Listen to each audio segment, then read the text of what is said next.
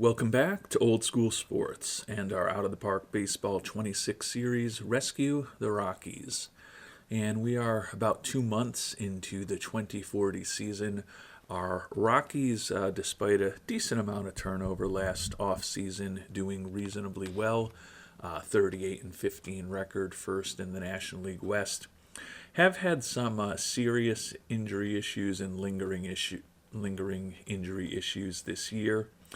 Fortunately, most of the serious issues have been with more supplemental players, Matt Stream and Jason Axelson, who were both kind of unlikely to make the 26-man roster out of spring training, and more organizational depth, both hurt and out for the year.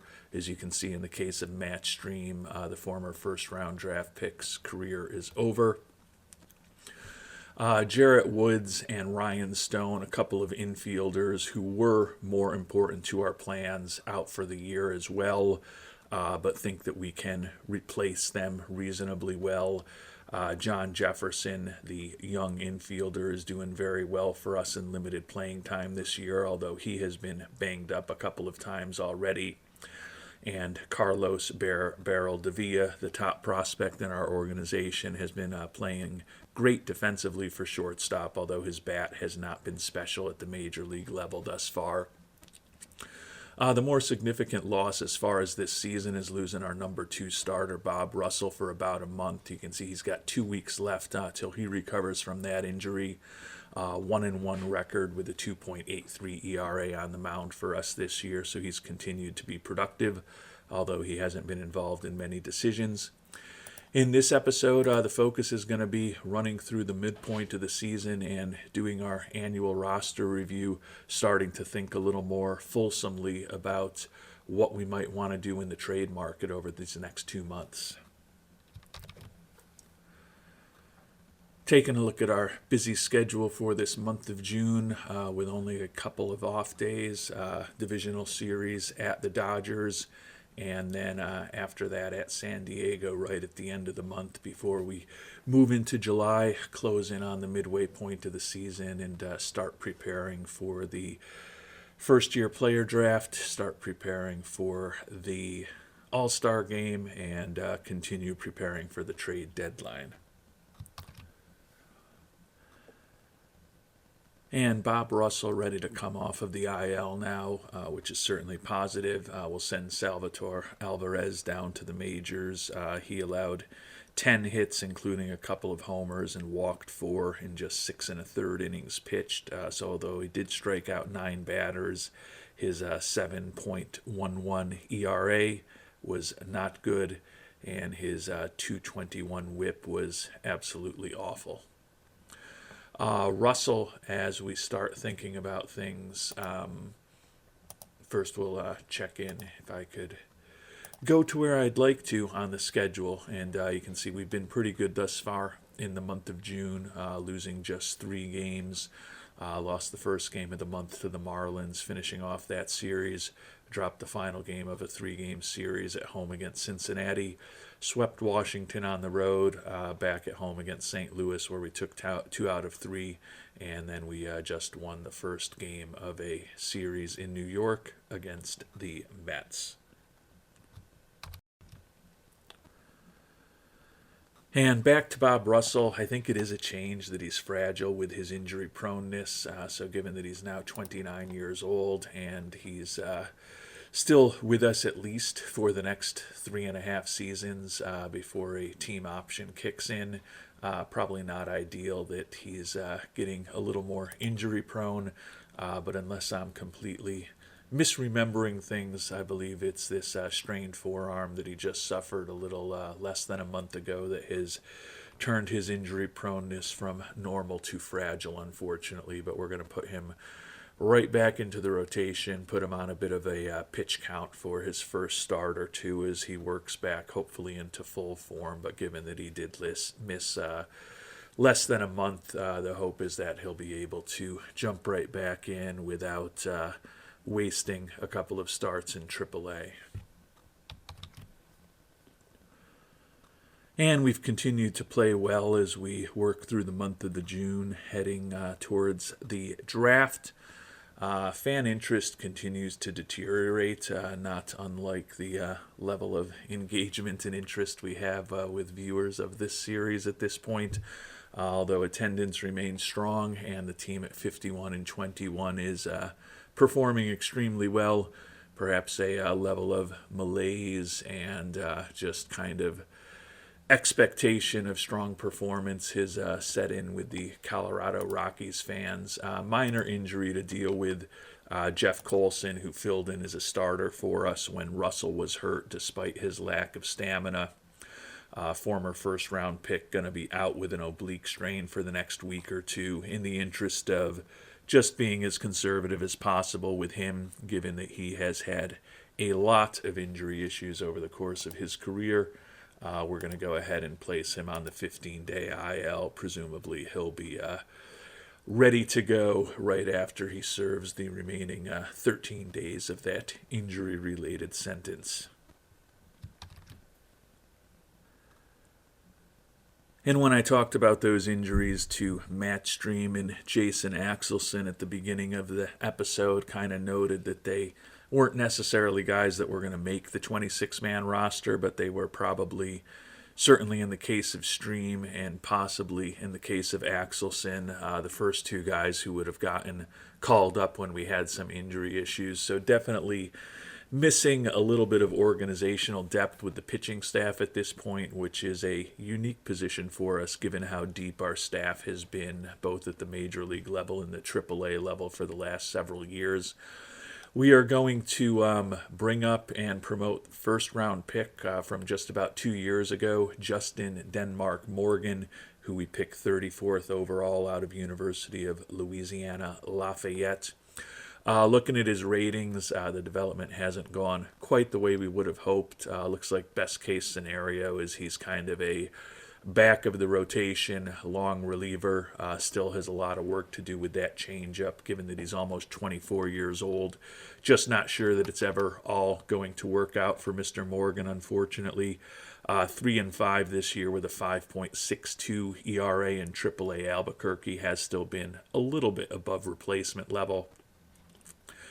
Again, don't necessarily have real high expectations for Morgan, but at this point he's spent 2 years entirely in AA and AAA since we drafted him as a college player. Might as well see if he can continue his development at the major league level and find out if we can sink or swim with him and whether he'll sink or swim at the major league level. As we sit here in late June, Kevin Roberts and Anthony Pack Jr. Tied for first and third in stolen bases in the National League, respectively. Jesse Hoffmeister tied for the league lead in wins, also third in ERA and third in strikeouts. And Adonis Valer just barely leading the league in saves, with one more save than Miguel Agront and Francisco Flores. And the month of June now in the books. Our Rockies exactly halfway through the season at 54-27, although we haven't gotten our official mid-year review from ownership yet. Would expect that in the next few days, and at that point we'll do our mid-season roster review. But a 4-game lead over the Padres at this point in the National League West. Also 4 games ahead of the Padres for the best record in the National League and the best record in baseball. At the midway point of the year, Anthony Pack Jr. Still third in the league in stolen bases. Jesse Hoffmeister third in the league in ERA, and Adonis Valer has slipped back to second in the league in saves. Continue to win some monthly awards. The young pitcher Mike Witherspoon, former first-rounder, named the National League Rookie of the Month, 4-0 with a 2.60 ERA on the year, 7-1 with a 3.68 ERA. So we talked a little bit earlier about the draft pick from a couple years ago, not necessarily working out the way that we had hoped, but Witherspoon, former 36th overall pick, the number 58 prospect in baseball, and although crazy doesn't necessarily look like he's going to be a star, certainly looks like he could be a very effective pitcher for us for many years to come, hopefully. 3 games against Salt Lake before an off day. And looking at the rest of the month, we're about 2.5 weeks out from the All-Star break at this point, and obviously the trade deadline is at the end of this month of July. And one more game in the books, a win against Salt Lake, and we do get our mid-season review of goals from Mr. Monfort. Pleased with the team record. Still wants us to extend closer Adonis Valaire. Thinks we've made progress in extra inning games. Happy with our progress towards the goals. Very happy with our overall performance. Have thought about extending Adonis Valaire. He's now 30 years old. He's going to be 31 before next season begins. He has been extremely effective for us in recent years. The issue is that he's looking for $20 million a year for 3 years. It's certainly something that we can afford, at least right now. But we're anticipating having some holes in the roster that we're going to need to fill this upcoming off season. Want to retain financial flexibility a little bit longer, so I don't think we're going to go extend him right away, but it's not something that I'm going to completely rule out either, although in a perfect world certainly wouldn't love to be spending $20 million a year on a closer. We will remember to look at our expiring personnel this year. Only 2 guys around, though, manager Toby Staveland and bench coach Tristan Johnson, the lone guys looking for extensions. They've all been a very big part of the really good run that we've had with this team in recent years. So hopefully we'll be able to get both of them locked back up for another several seasons with us. Taking a look at our team statistics to begin our mid-season roster review. June was our worst month of the year so far at 16-12 after that strong start that we talked about. Weren't so great over the second half of the month. Still at 55-27, obviously the best record in baseball, but 4 games better than expectations, so we've certainly got a bit lucky. 6-2 in extra inning games, 17-7 in one-run games. 5th in the National League in runs scored, so the offense definitely not as proficient as it has been in some recent seasons. Generally in the top handful in the league in almost every offensive category, the exceptions being hits where we're 10th and strikeouts where we're 9th.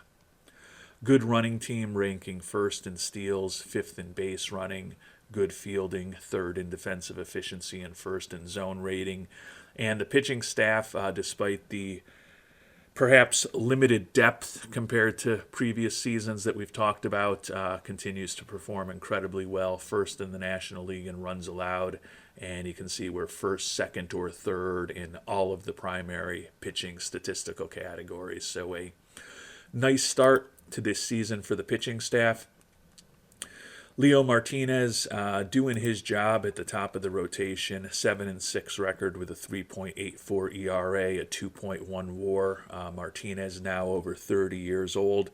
Not as dominant over the last season and a half as he was over most of his career, but still we are viewing Martinez as a likely future Hall of Famer now, a decade into his career. Already probably the best pitcher in Rockies history with his 152-55 record, 3 Cy Young Awards, perennial All-Star, and a number of World Series championships with us. 55.6 WAR for his career. He is at this point still signed for another several seasons with team options. At this point in the playthrough, seeing what Leo Martinez and his fellow, we think, future Hall of Famer Kevin Roberts Jr. can accomplish over the course of their careers is our main objective to finish up before OOTP 27 is released. We've talked a lot about Bob Russell in this episode, now back from the injury, 2-3 record with a 3.84 earned run average on the season, so he hasn't been quite as effective since he got back. Hopefully things will go better for him over the second half of the season in terms of his health and his performance. Bernie Barrera, 6-6 with a 4.17 ERA, a 1.4 WAR. Pretty much kind of what we've come to expect from Barrera, maybe giving up a little more home runs than expected this year, and the ERA has crept a little bit higher, but on pace for a 2.8 WAR, which would be worse than a year ago, but better than 2 years ago. Jesse Hoffmeister having an excellent year, 8-2 with a 3.07 ERA, striking out 12 batters per 9 innings. The former second-round pick has worked out incredibly well for us. Has allowed 12 home runs. He has those extreme fly ball tendencies, which aren't necessarily ideal for cores, but the overall performance we get out of him with that incredible 5-pitch arsenal he has certainly makes things worthwhile. And Mike Witherspoon, as we've talked about, pitching very well of late, 7-1 record with a 368 earned run average in his first major league season, his first full major league season after a cup of coffee last year. Has allowed 16 home runs over 85 2/3 innings pitched, so crazy not necessarily doing an incredible job keeping the ball in the ballpark, but the overall performance of our rotation is certainly more than acceptable at this point. Talked about Adonis Valère, thinking about a potential extension for him. 3-1 record with those 26 saves that we talked about earlier. 2.19 ERA this year, 1.2 WAR. Looks like another vintage Adonis Valère season. Chris Kennedy, 2.05 earned run average with 78 strikeouts over 52 2/3 innings pitched. He is a setup man for us who also serves as a stopper at times, on his way to perhaps 100 innings pitched this season. He's already put up a strong 2.4 WAR for us, 13.3 strikeouts per 9 inning. Kennedy remains one of the top relievers in all of baseball. Eric Schweitzer, the last vestiges of Drew Romo in the organization. We traded for him almost 7 years ago when we dealt our longtime starting catcher to the White Sox. Has become a solid reliever for us, and certainly more than solid this year with a 1.37 ERA over 26 1/3 innings pitched. Much better performance than he gave us last year in his rookie season. Josh Joss also doing a very good job for us as a setup man, 4-1 record with a 2.52 ERA, striking out 11.6 batters per 9 innings. Another guy whose control with 17 walks over 35 2/3 innings isn't what I ideally look for, but even with this team, don't get everything that I ask. Melvin Reyes, the 26-year-old former international free agent signing, not as good this year. His ERA has ballooned from under 1 to closing in on 6. Walked 13 batters in 28 1/3 innings pitched this year. The crazy statistics are last year he allowed 26 hits and 14 walks over the whole season. This year he's already allowed 26 hits and 13 walks, even though he hasn't even pitched half the innings that he pitched a year ago. Obviously, that means his whip has more than doubled, and he has been above replacement level, although not nearly as effective as he was a year ago. Justin Morgan, the former first-round pick we talked about, has now pitched 2 games in the majors, earned a win in one of them with a shutdown. Hasn't allowed an earned run over 4 1/3 innings pitched. Certainly not expecting him to keep never allowing a run scored. His whip of 1.62 with 4 hits and 3 walks allowed over 4 1/3 innings certainly isn't impressive, but Denmark has been holding his own against major league hitters. David Guadron, 5-1 with a 3.83 ERA, the former number 5 starter pitcher for us, who was 12-11 a year ago. Only 1 start for us this year, but he's been much more effective this season and over the last month and a half or so, particularly getting that ERA down to 3.83. Certainly will remain in the mix to move back in the rotation along with potentially Jeff Colson if we are to have any injury issues, which hopefully we won't. Last but not least, our lefty specialist, Jason McKinney, a 1.14 ERA over 23 and two-thirds innings. He is a guy who is incredibly effective against both lefties and righties at this point, given that we only have our closer, Adonis Valer, as a lefty in the pen, and then the long reliever, David Guadron. We do use McKinney primarily in that specialist role, but also as a middle reliever to ensure that he does get hopefully a decent amount of work for us, with the fact that Kennedy, Schweitzer, and Joss are so productive in those setup and stopper roles. We can be a little more judicious with how often we use McKinney, and he's certainly been extremely effective this year when we have called his name out to the bullpen.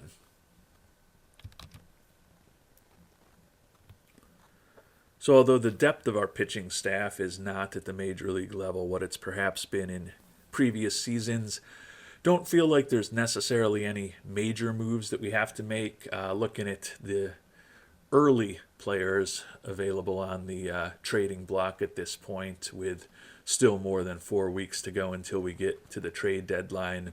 Jun Hamaski, who was a international free agent signing just months ago, is already on the trade block with the Dodgers.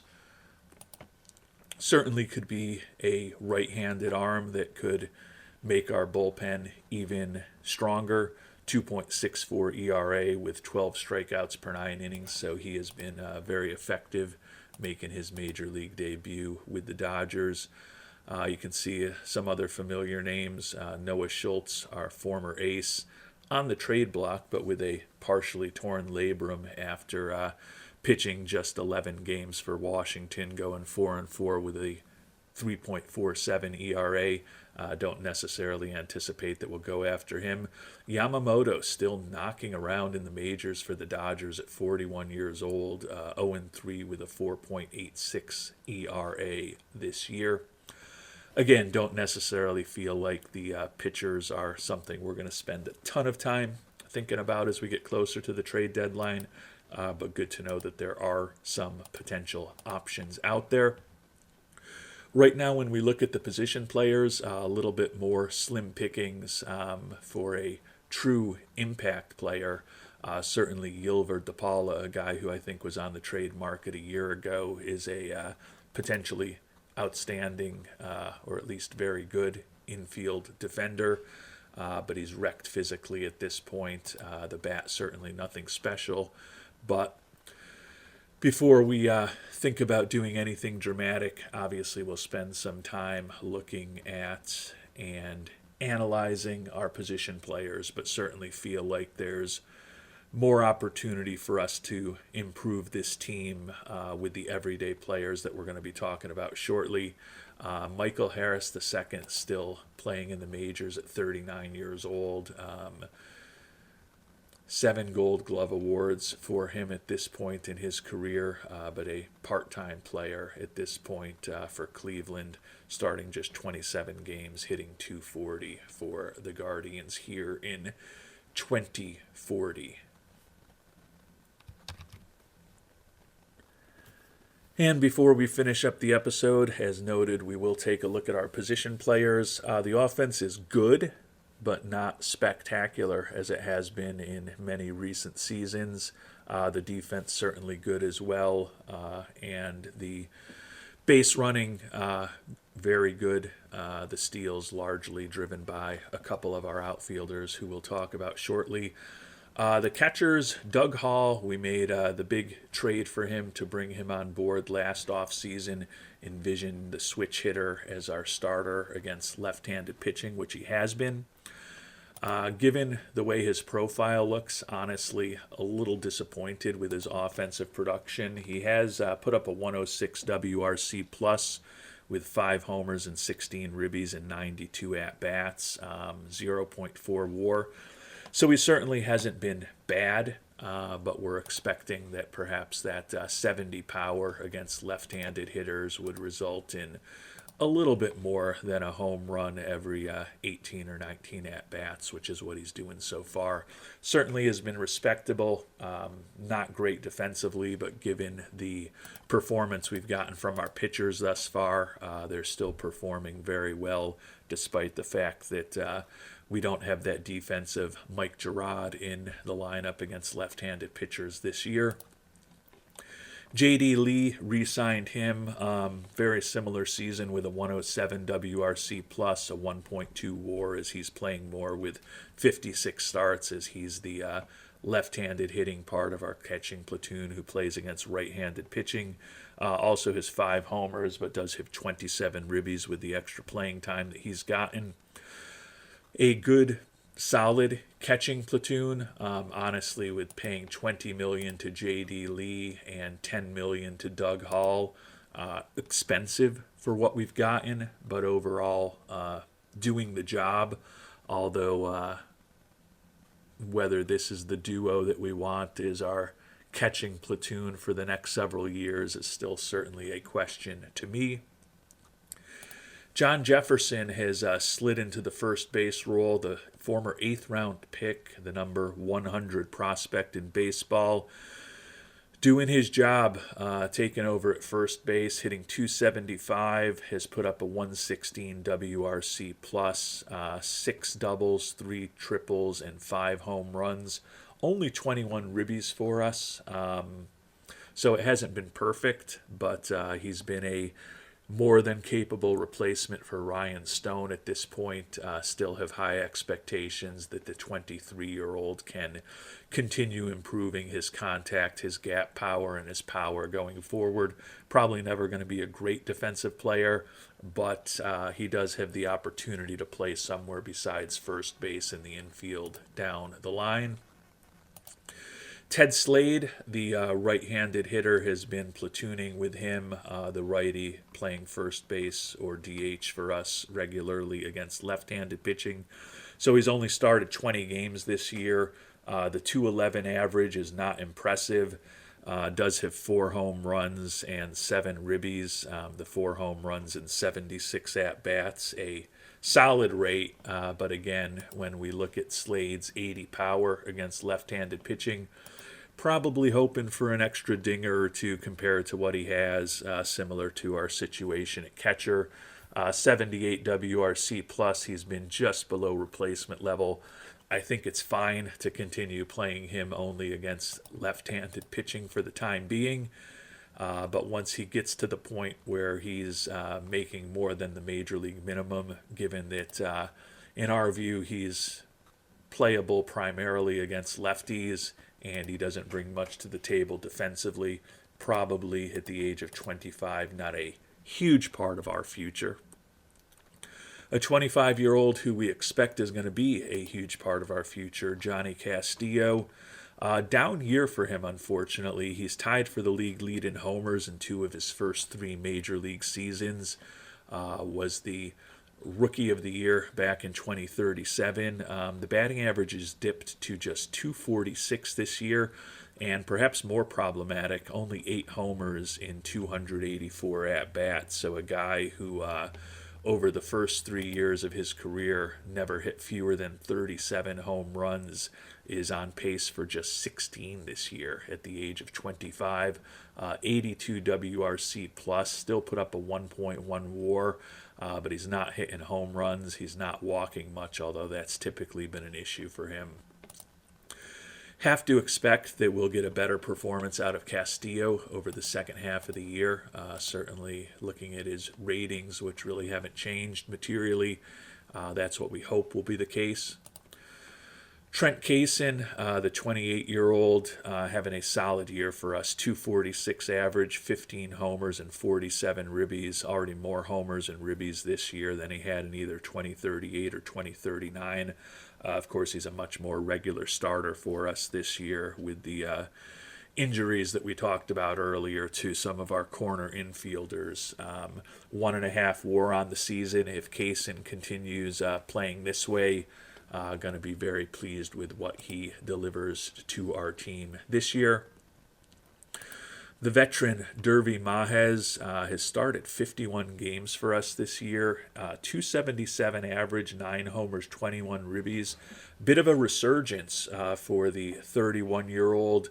Still really like his glove, love his influence in the clubhouse. Stolen 14 bases in 15 attempts. You can see he only gets caught once a year, so hopefully he'll be successful in every stealing attempt he has over the second half of the year. Glittering 131 WRC plus and a WAR of 1.9. He's fragile. He's been dealing with some lingering issues this year that he's now officially played through. So we're going to get a little less conservative with when we bench him now that those lingering issues are gone. But I don't know that we can count on him playing another 50 plus games over the second half of the year, but certainly very pleased with the offensive performance we've got from Mahez thus far in 2040. And last, but certainly not least for the long term among our infielders, the number 5 prospect in baseball, Carlos Barrel Davila. Batting average is only 229, but he does have 10 home runs and 15 doubles in 288 at-bats, has walked 25 times, 79 WRC plus, certainly not ideal. Similar to John Jefferson, we think there's still material room for improvement on some of the ratings for the 23-year-old, so going to continue running him out there every day. He's put up a 1.5 WAR for us. Fielding-wise, with an 8.3 zone rating, 1.109 defensive efficiency, he has been an outstanding defensive shortstop for us. If he can continue to play that kind of defense and move his bat more towards league average from 15 or 20% below league average over the coming years, still have an expectation that Barrel Davila can be a very important player for this Rockies team over the rest of this playthrough. So when we think about our infielders, to me it's kind of a similar situation to what we have with our catchers. It hasn't necessarily been spectacular, but it's working. The expectation is that maybe we get a little more from Ted Slade over the second half of the year. Certainly expect to get more from Johnny Castillo and hope that as Davila gets more comfortable as a major leaguer, we get a little more offense from him. To be fair, though, Trent Kaysen and Derby Mahez unlikely to perform as well offensively over the second half of the year as they have over the first half. And with Mahez and his fragility, there's always a risk of an injury as well. Turning now to our outfielders, Mike Castro, the last time we checked in, previous episode, was really struggling this year with the bat. Has gotten a little bit better. The batting average is up to 254. Does continue to hit a lot of doubles, 20 doubles, 3 triples, and 5 homers this year. He's stolen 10 bases. But the home run production and the stolen base production, not where they were a year ago. The batting average about 50 points lower. Has gotten his WRC plus up to 112 and a 1.6 WAR. Looking at his ratings, our expectation is he should be a guy who has a better second half than his first half as well. And certainly anticipate that Castro is going to continue to be our everyday left fielder against righties and play center field for us against lefties. Eric Mokeen playing primarily for us against right-handed pitching, hitting 276 with 13 homers and 37 ribbies, 129 WRC plus and a 1.5 WAR this year. So in terms of some of the secondary numbers, when we think about his WRC plus, we think about his OPS, arguably a better year than a year ago, but he did have those 90 ribbies last season, which is certainly going to be tough for him to match, but he remains a useful bat for us against right-handed pitching, and given the dearth of left-handed hitters who are really good, solid major league hitters in our lineup, very important guy for us playing DH and batting third for us against right-handed pitching. Anthony Pack Jr., the 33-year-old center fielder, really struggling with the bat this year, hitting just a buck 81, only one home run in 210 at bats. Does have 22 steals. He's always been effective for us on the base paths, but that 38 WRC plus is ugly. 0 0.4 WAR. We've typically run him out every day as our outfielder against right-handed pitching since he's joined us. Is a left-handed bat. Looking at the ratings, certainly expect him to be a bit more productive against righties than he is against lefties, but he is fragile physically. We've got a team option for him at $9 million for next year when he's going to be 34 years old. Tend to think it's time for us to start thinking about a different center fielder, even against right-handed pitching. We can certainly pivot and play Castro out there every day. He's a more than competent defensive center fielder, although he's not as good as Pack Jr., but I have to be honest, and the fact that he's in a slump doesn't help it, but Anthony Pack Jr.'s days as a everyday starting center fielder are probably nearing their end given the regression in his batting ratings as he's gotten older. Phil Dingwell, who's also in a slump, plays primarily for us against left-handed pitching. The batting average has dipped to 217 this year, but a lot more home run pops, still 9 home runs in 138 ribbies. So although he's gotten there in a different way, his 105 WRC plus is exactly the same as it was a year ago. Hopefully he will get out of that slump. Still a very productive hitter against left-handed pitching, although not anything special against righties, which is why he plays primarily against lefties for us. And last, but certainly not least, the captain, Kevin Roberts Jr., Mr. Five Tools. Almost 32 years old at this point, but he's putting up another good solid season for us. The batting average is 263. That's definitely something that he's gotten into his 30s, has dipped a bit from what we expected. But midway through the season, 14 doubles, 16 homers, 23 stolen bases. Looks like if he stays healthy, has a good chance at a 30-30 season for us. The home run's likely to be more of an issue there than the steals this year, at least where he is midway through the season. 124 WRC plus and a 2.4 WAR for Five Tools, the former first-round pick, 5th overall, who has met every expectation we could have had for him.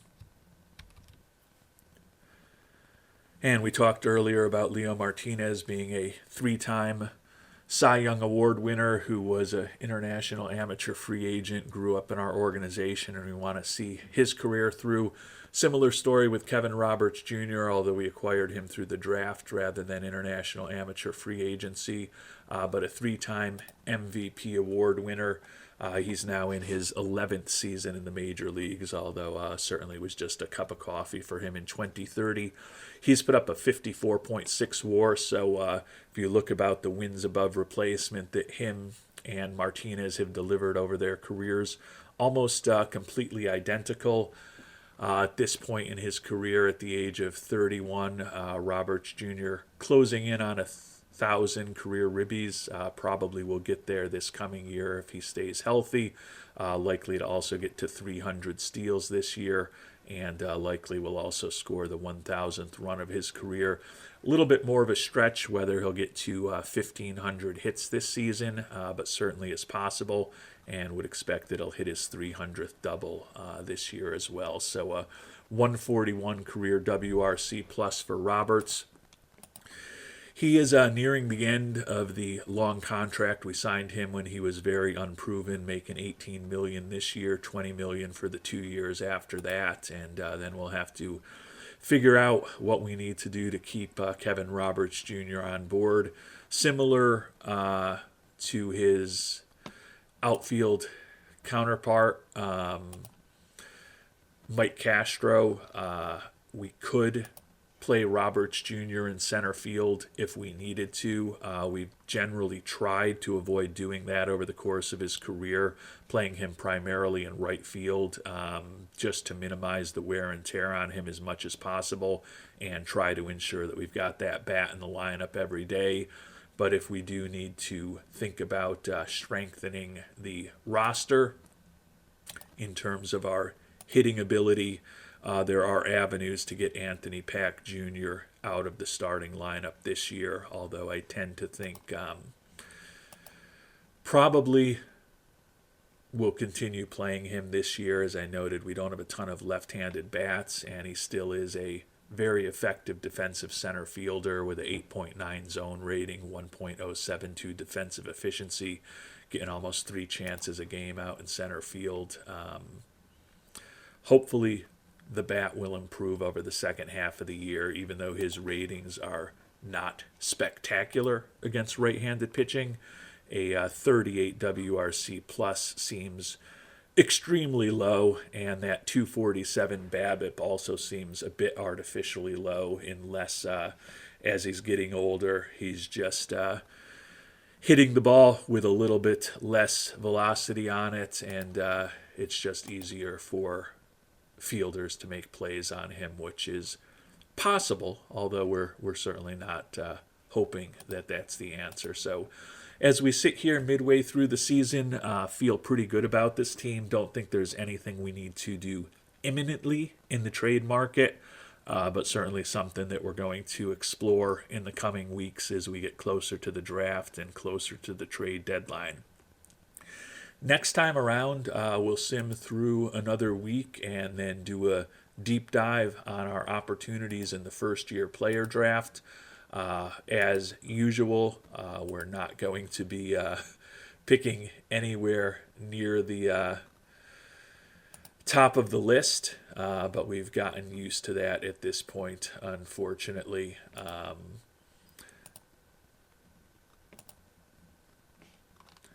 Won't be picking until the 36th and final pick of the first round, unfortunately. But still expecting that there will be some interesting players on the board for us there, and we'll talk a lot more about them next time around. Until then, thanks so much for watching, and hope you have a great day.